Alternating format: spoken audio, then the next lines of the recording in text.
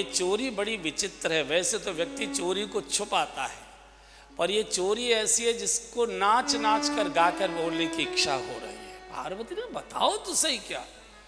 बोले मैं एक दिन यहाँ बैठा धूप सेक रहा था कैलाश में, काकभूषण हमारे पास आ गए। बोले बाबा यहाँ बैठे हो, अवध चलो ना। बोले क्या हुआ? बोले प्रभु का अवतार हो चुका है, चलो दर्शन करने। तो मैं और काकभूषण दोनों हम लोगों ने मनुष्य का रूप धारण कर लिया। मैं बूढ़ा ब्राह्मण बना, ज्योतिषी का मैंने बना लिया, वेश लिया, पत्रा अत्रा सब लिए, और काकभूषण मेरा चेला बना और हम अयोध्या गए। बोले मैं कहाँ गई थी? बोले थी तो तुम अंदर ही, फिर मुझे क्यों नहीं ले गए? बोले तुम पापड़ बना रही थी। मैंने कहा आलू बड़े महंगे हैं, बिगड़ जाएंगे तुम्हारे। अच्छा, मैं पापड़ बना रही थी। अगर मैंने भी तुमसे पापड़ नहीं क्या बिलवा दिए तो मेरा भी नाम है बाप की बेटी नहीं। चुनौती दे दी। अच्छा, बहन लोग जो चुनौती देती हैं बीच में बाप को ले लेती हैं। चूंकि बेटी का पक्षधर पिता होता है, बेटी की पक्षधर माँ होती है, इसलिए बच्चे बिगड़ते हैं। इसलिए बच्चे लड़के बिगड़ेंगे जरूर, चूंकि माँ पक्ष लेती है, गलत बात का भी पक्ष ले लेगी वो। तो क्या चोरी की थी? बोले हम दोनों चले, अयोध्या पहुंच गए। मैंने बूढ़े ब्राह्मण का वेश बनाया और काकभूषण भी हमारे बन गए। जाएं कैसे? हम लोग राजभवन पर गए, बड़ी भीड़ गेट में, भीड़ ही भीड़ जा रही, भीड़ ही भीड़ जा रही, भीड़ ही भीड़ जा रही। हम भी लग गए, हम भी लगे लाइन में। तो जैसे हमारा नंबर आया तो जो रक्षक खड़ा था गेट कीपर से, अरे बाबा खबरदार, कहाँ से आए हो? अब बड़ी दूर से आए। क्यों? लाल जी का दर्शन करना है। अनुमति पत्र है? वो है, क्या होता है, टिकट वगैरह जो होती है, विजिटिंग कार्ड। हाँ, प्रवेश पत्र है? बोले नहीं, प्रवेश पत्र तो नहीं है। बोले बाहर इधर चलो। बोले इतने लोग जा रहे हैं। रक्षकों ने कहा सब अयोध्या के हैं, इनको हम सबको जानते हैं, ये हमारे सब परिचित हैं। तुम जाने कहाँ से आए हो, पहली बार दिखाई दे रहा हो, यहाँ से चुपचाप चले जाओ। अरे यार कुछ ले दे ले। अच्छा, यहाँ रिश्वत नहीं चलती। पले पले में भजन कर प्रभु का, पले पले में भजन कर प्रभु का। जिंदगी का भरोसा नहीं है, जिंदगी का भरोसा नहीं है। बाप रे अपनी बिगड़ी बना ले, बाप रे अपनी बिगड़ी बना ले। फिर से दुनिया में आना नहीं है, फिर से दुनिया में आना नहीं है। पले पले में भजन कर प्रभु का, लाख पर्दे में उनसे छिपा ले, लाख पर्दे में उनसे छिपा ले।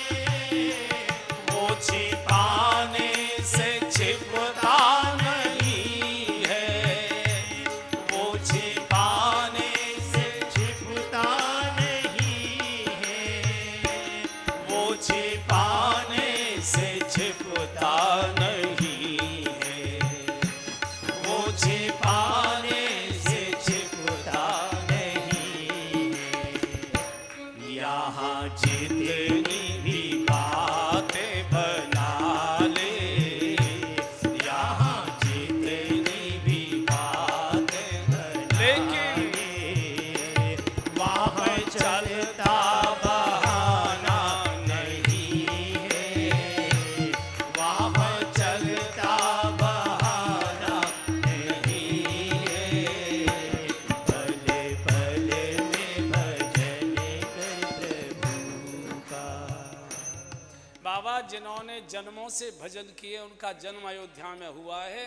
इनको हम सबको जानते। जाओ कहीं जाके भजन करो, पुण्य कमाओ, तब प्रवेश मिलेगा। अच्छा, और कुछ गांधी जी वगैरह यहाँ नहीं चलते हैं? बोले नहीं, यहाँ कुछ नहीं चलता, जेल चलती है।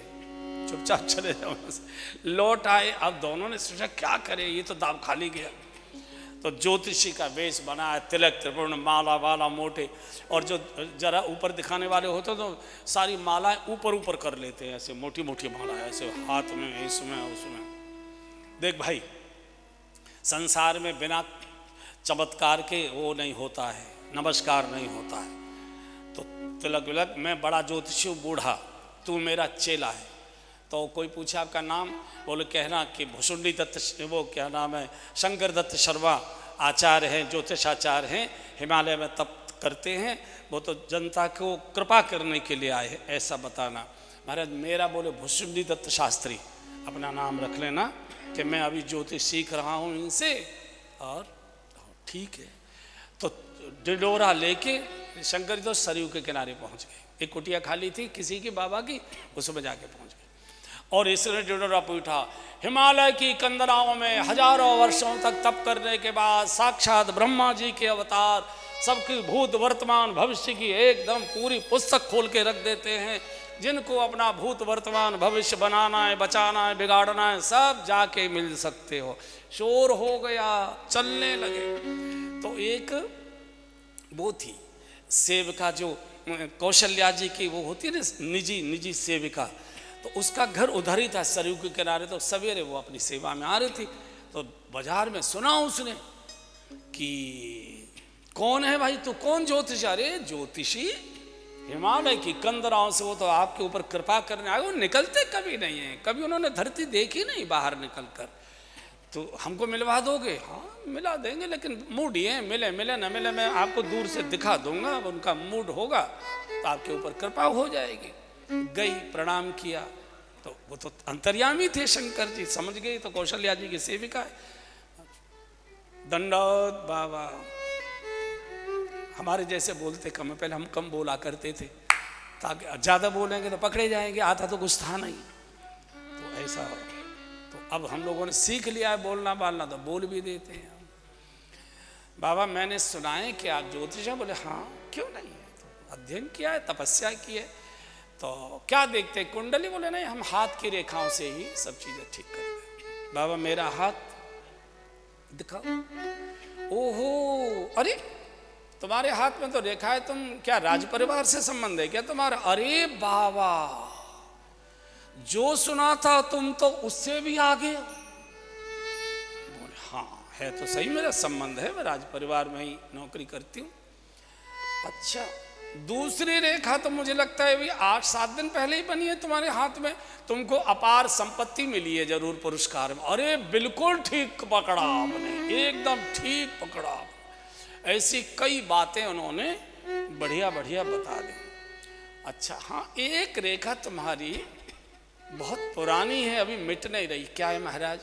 बोले तुम्हारा पति निखट्टू है, वो तुम्हारी कमाई खाता है, कुछ काम नहीं करता हो। अरे महाराज क्या बताऊं आपको, क्या बताऊं, मैं तो मेहनत कर कर के मेरी कमर झुक गई। वो तंबाकू के अलावा और कोई काम ही नहीं है, उससे दिन भर तंबाकू मीड़ता है और बस ये करता है। बोले और कुछ दिखा? बोले अभी आती हूँ। और दौड़ कर आई, कौशल्या से कहा माँ माँ अवध आजे आगमी एक आयो, अवध आजे आगमी एक आयो, अवध आजे बूढ़ो बड़ो प्रामाणिक ब्राह्मण, बूढ़ो बड़ो प्रामाणिक ब्राह्मण,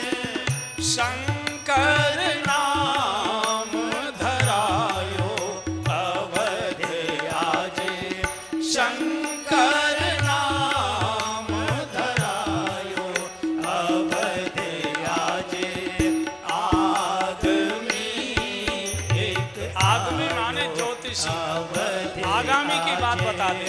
आगमी एक आयो, अवध आजे करतल रखी कहत सब गुण गण, करतल हाथ की रेखा बताता है।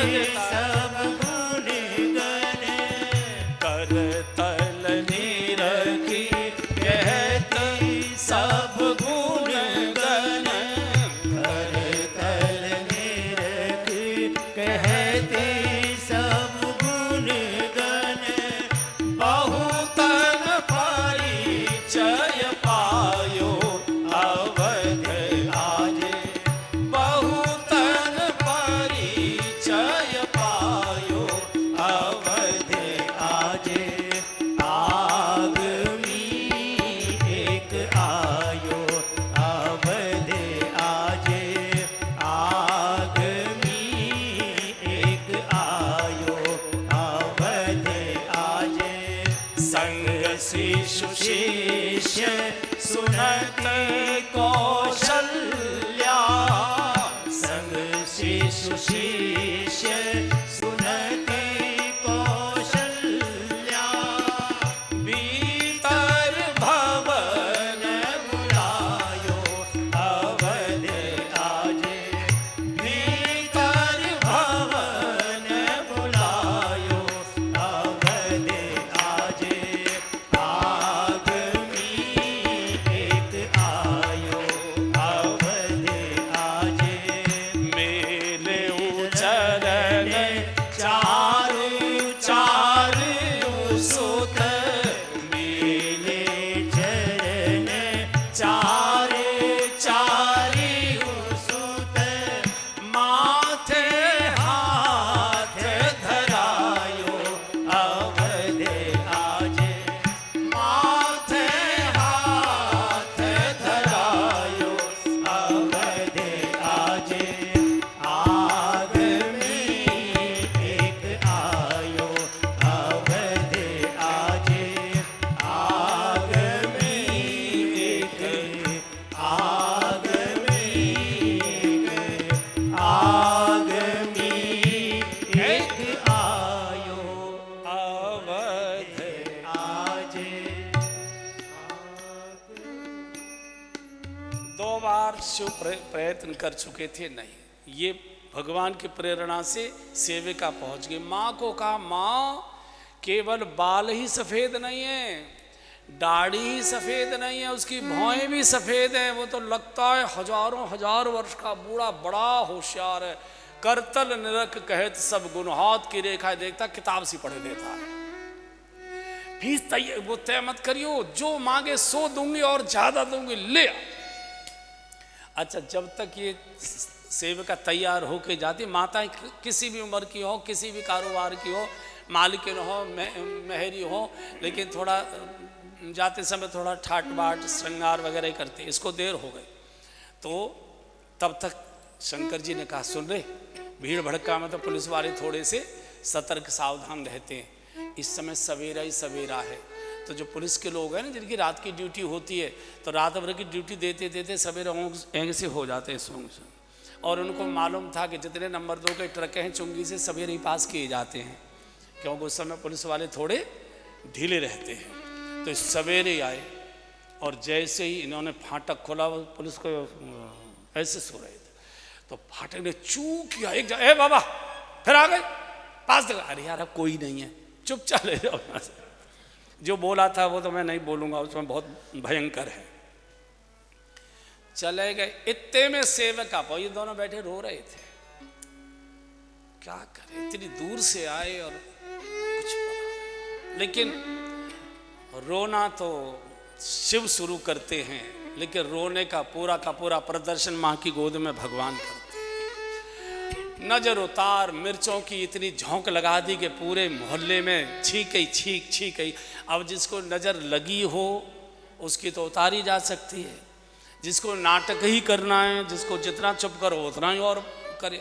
तो कौशल का क्या नाम था उसका, जो कलावती वगैरह कोई भी का नाम था, हाँ, अये राम दुलारी, दौड़ के जा जल्दी से ज्योतिषी को लेकर आ वहां से, और बिल्कुल देर नहीं करना। लाल जी का लाल मुंह हो गया है, श्याम रंग लाल हो गया।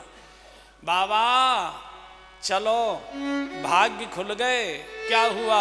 चलो बुलावा आया है, मैया ने बुलाया है, चलो बुलावा आया है, मैया ने बुलाया है। राजमहल में शल्या माँ ने ये दरबार सजाया है। चलो बुलावा आया है, मैया ने बुलाया है। अरे चलो बुलावा आया है, मैया ने बुलाया। बड़ी माँ जी ने आपको राजभवन में याद किया है। अरे फूट पड़े शिव, फूट पड़े। भगवान के लिए गिराया गया एक भी आंसू व्यर्थ नहीं आता। साधना न व्यर्थ कभी जाती, चलकर ही मंजिल मिल पाती। संसार के लिए हम दिन रात रोते हैं, बेटे के लिए रोएंगे, बिटिया को रोएंगे, दुनिया की बातों को रोएंगे, भगवान के लिए कभी आंसू नहीं आएंगे। एक भी आंसू पृथ्वी पर गिरता है, प्रभु का नियम है मेरे नाम का, पृथ्वी जल सकती है। इस भय से भगवान को पहले ही प्रकट होना पड़ता है। बूढ़ा सा शरीर, झुकी हुई कमर, पतली सी लठिया, मैला सा कुर्ता ऐसे कंधे पे डाला और चले तो काकभूषुंड जी ने रास्ता रोक लिया। क्या बात है? बोले बाबा कान खोल कर सुन लो। क्या है? बोले कैलाश से हम दोनों साथ साथ चल के आए हैं, दोनों ने मेहनत की है, भूखे प्यासे दोनों मरे हैं। मान लीजिए आपको प्रवेश मिल गया और मुझे रोक दिया गया, और आपने जैसे ही घुसने की महल में हिम्मत की, मैं उसी समय जोर से चीख के बोल दूंगा ये कोई ज्योतिषी नहीं है, शंकर दादा है, वेश बदले घूम रहा है। दर्शन करेंगे तो दोनों करेंगे, नहीं करेगा तो कोई नहीं करेगा। तय कर लो। अरे यार यहाँ क्यों झगड़ता है, चल वहाँ चलते थे। मैं नहीं जानता हूँ। अरे चल तो सही। आ गए द्वार पर। अब तो रौब था तो घुसे। अरे बाबा 3 दिन हो गए तंग करते, खबरदार। सेवका ने कहा नहीं नहीं, ओ देवी ये इनको कहो समझा। हाँ हाँ आने दो रहा है। ठीक है बाबा तुम चलो, ए लड़के इधर खड़ा हो।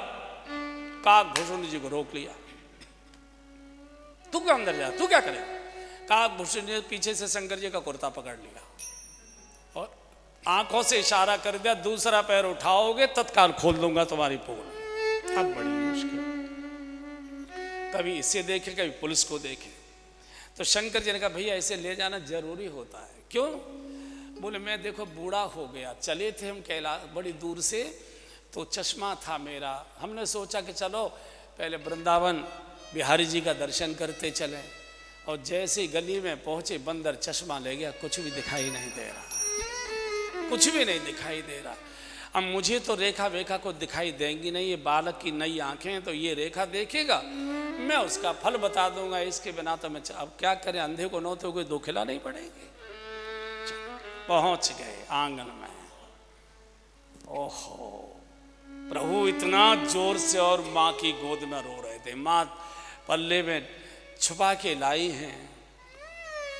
बाबा 3 दिन हो गए बालक रोते रोते, दूध की एक बूंद इसके मुख में नहीं गई, न सोया न सोने देता है।